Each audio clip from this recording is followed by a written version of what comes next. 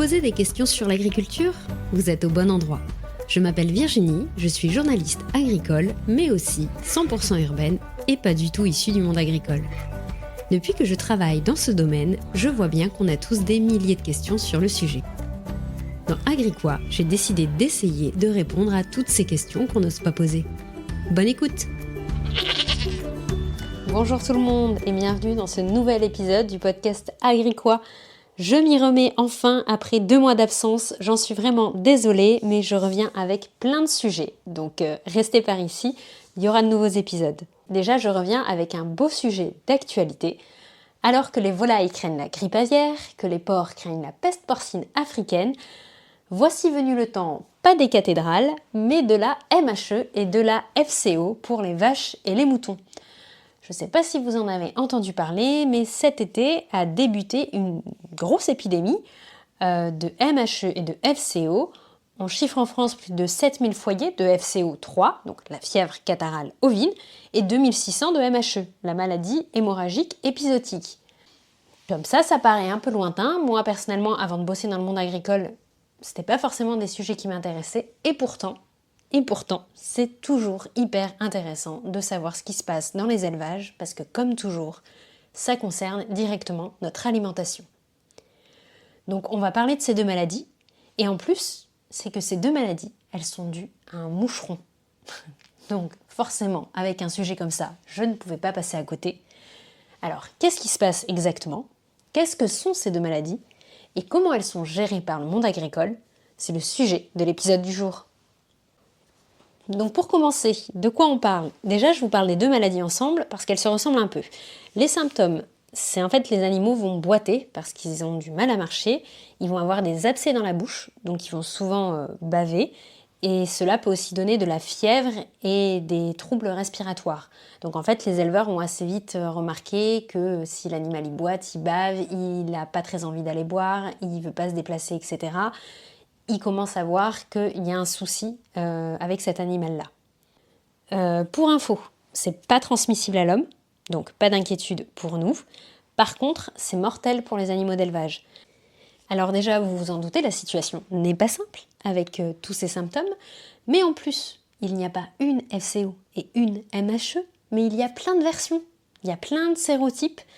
C'est vraiment un loto géant qu'il y a en ce moment en France. J'ai regardé les cartes, faut s'accrocher. Et afin d'y voir plus clair, j'ai échangé avec Boris Boubet, vétérinaire et directeur du groupement de défense sanitaire, GDS de la Creuse, où il y a les 2 maladies présentes.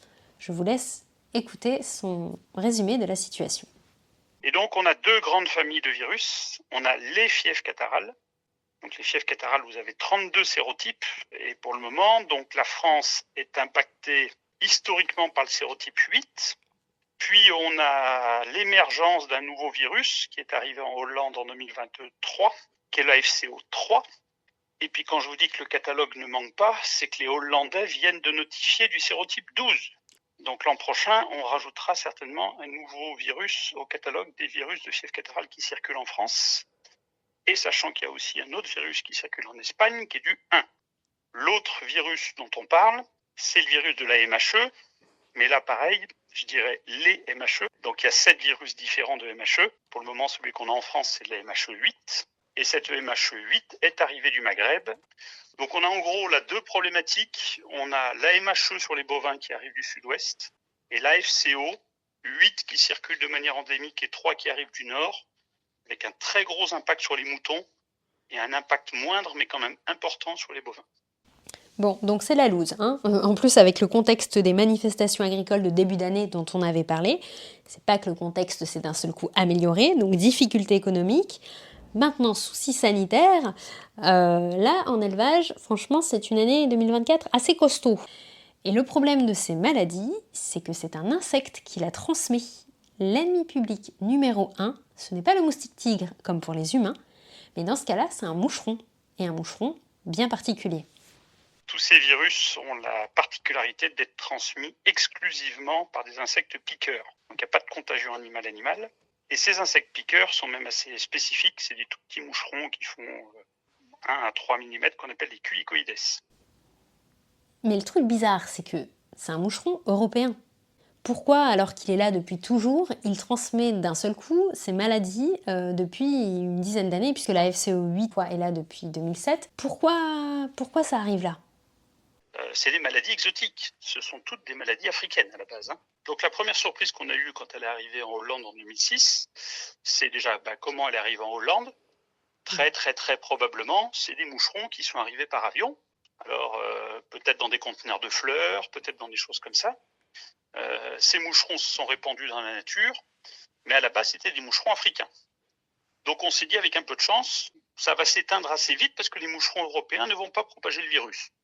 Bon, la première mauvaise surprise, les moucherons européens étaient tout à fait capables de propager le virus. Et puis, on a maintenant d'autres virus qui circulent. Donc, je dis la MHE qui arrive du Maghreb.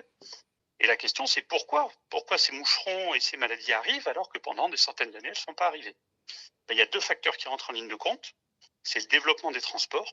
Et puis après, une fois arrivés chez nous, le réchauffement climatique qui fait que les moucherons qui étaient globalement quasiment exterminés tous les ans, on a des hivers beaucoup plus doux, donc il y a beaucoup plus de moucherons qui résistent, et c'est beaucoup plus facile pour les moucherons et donc les maladies de se transmettre et de s'implanter dans les territoires.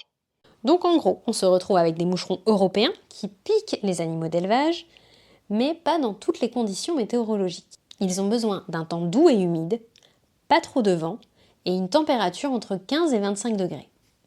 Ça vous rappelle pas l'année 2024, ça ? Et voilà, en fait, le temps de cette année les a beaucoup favorisés. Et quand je dis favorisés, les chiffres sont ouf. Je vous laisse écouter. Donc les culicoïdes, il y a des centaines de variétés.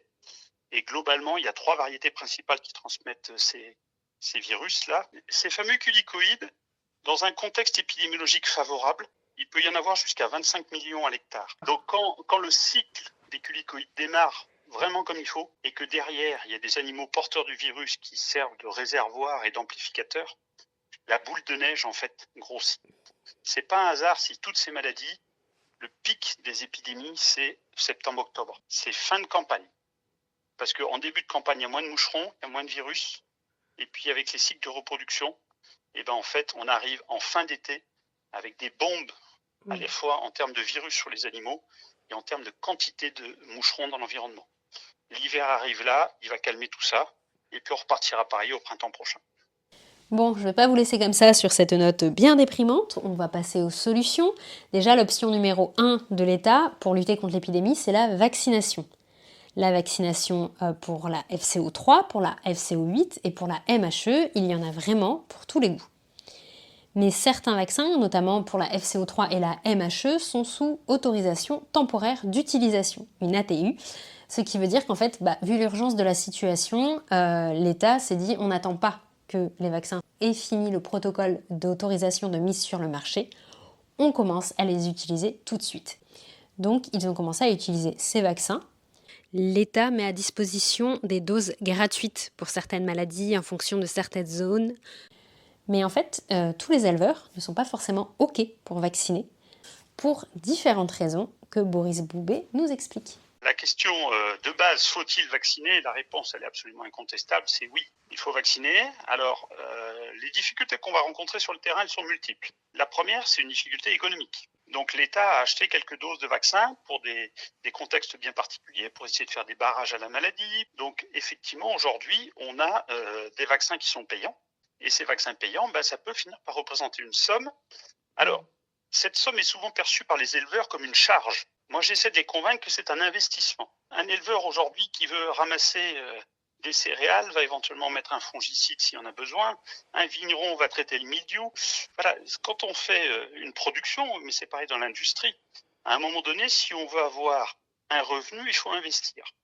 Et cette vaccination qui est perçue comme une charge, pour moi, c'est un investissement. Oui, ça a un coût, mais c'est ce qui va me permettre à la sortie d'avoir des veaux, d'avoir moins de frais vétérinaires, d'avoir moins d'animaux malades. Ça, c'est le premier facteur, c'est ce frein économique à la vaccination. Après, il y a un frein un peu psychologique. Il y a des éleveurs qui sont un peu échaudés par les vaccins. Voilà, on a quand même un mouvement assez qui se répand. J'irai pas jusqu'à l'anti-vax, même s'il y a des anti-vax, mais une certaine défiance par rapport aux vaccins. Donc ça, c'est dommage parce que c'est vraiment des vaccins très efficaces, mais c'est pas parce que j'ai vacciné que j'aurai zéro problème. C'est jamais du 100% dans la biologie.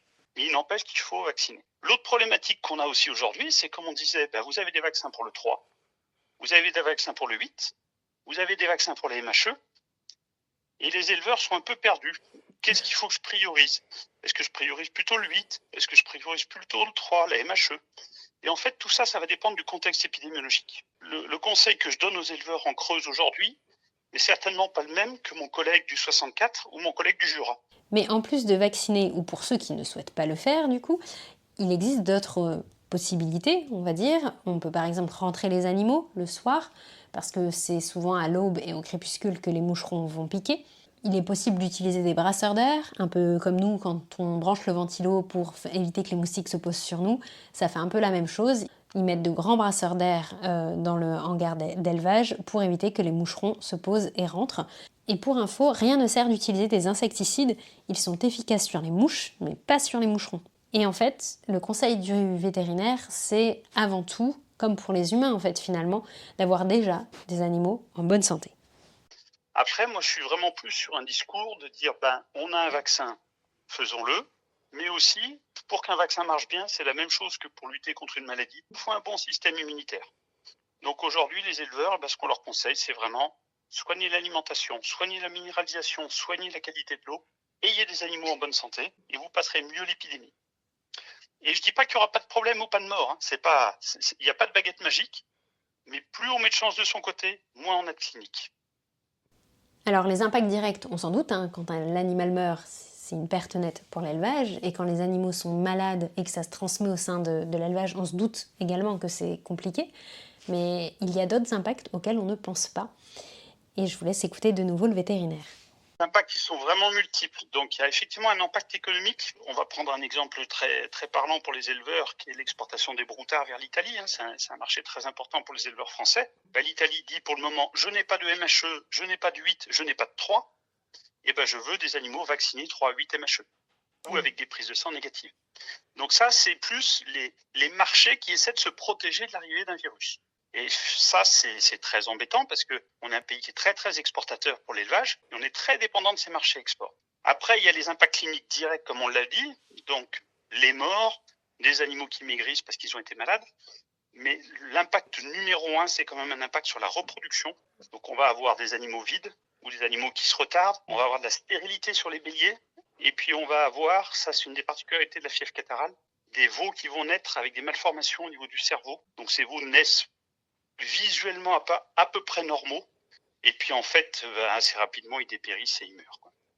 Et ça, je vous ai dit tout à l'heure que la fièvre catarrhale impactait surtout les motins sur la partie mortalité. Sur les bovins, le problème numéro 1 de la fièvre catarrhale, c'est ce qu'on va voir dans 3-4 mois.